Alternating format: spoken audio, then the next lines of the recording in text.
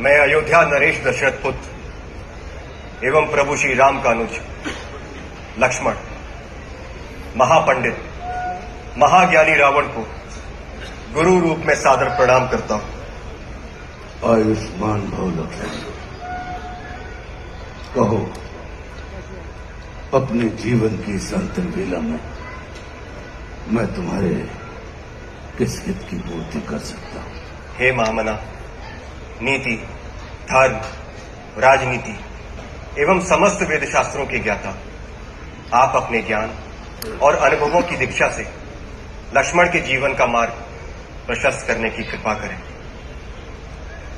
मैं देख रहा हूं लक्ष्मण कि तुम एक योग्य शिष्य की पात्रता लेकर उपस्थित हुए। अस्तु, मैं अपने जीवन के कुछ अनुभव तुमसे अवश्य साझा करूंगा। हे सुमित्रा नंदन, अहंकार चाहे सत्ता का हो या सौंदर्य का, शक्ति का हो या भक्ति का,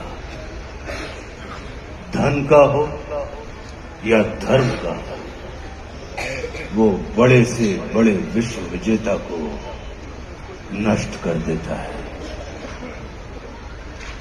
इसका प्रत्यक्ष उदाहरण ये त्रिलोक विजेता, विद्या विचारक, महापंडित रावण है। अहंकार में तीनों गए, कुल, गौरव और वंश। ना मानो तो देख लो इस रावण का अंत। लक्ष्मण, रावण को अपने ज्ञान का अहंकार था और तुम्हारे भाई राम को अहंकार का ज्ञान था।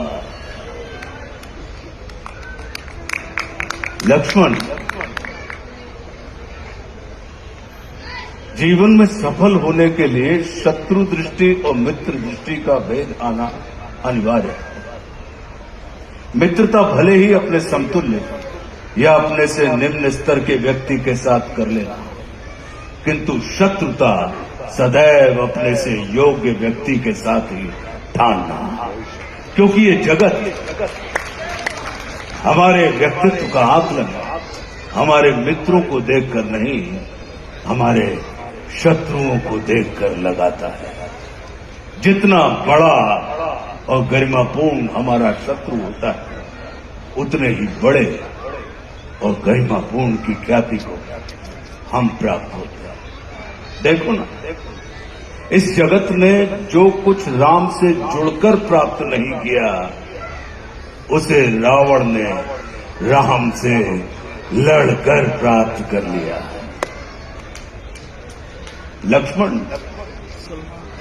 वे हमारे शत्रु ही होते हैं जो हमारे अंदर सुप्त पड़ी हुई ऊर्जा को जागृत करने का कार्य करते हैं।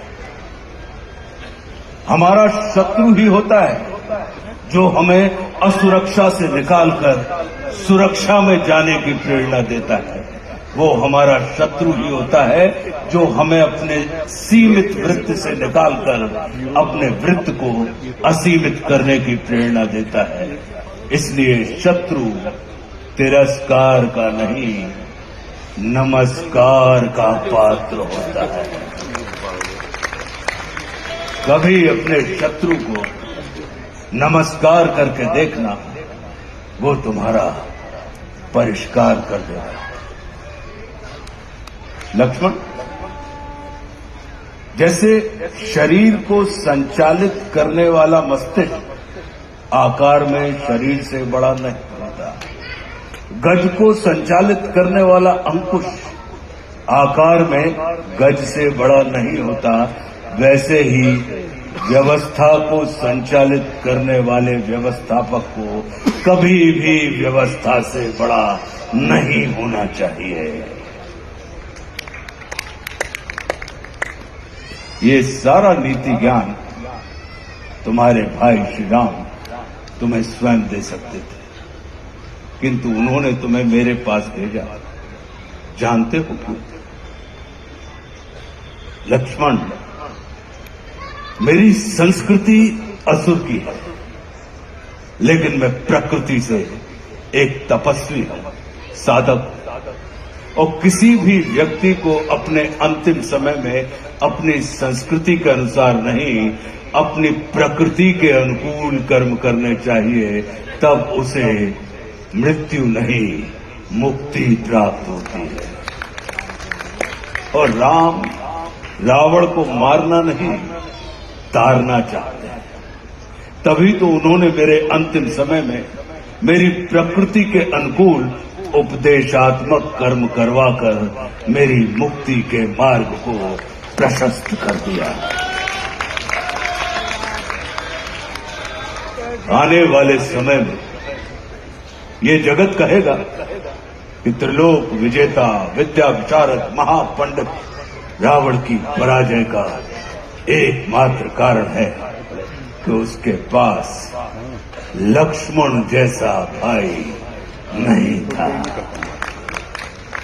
लेकिन इस जगत को ये स्मरण रखना चाहिए कि लक्ष्मण जैसा भाई प्राप्त करने के लिए व्यक्ति को रावण नहीं, स्वयं राम बनना पड़ता है। सदैव अपने भाई राम के अनुगामी रहना।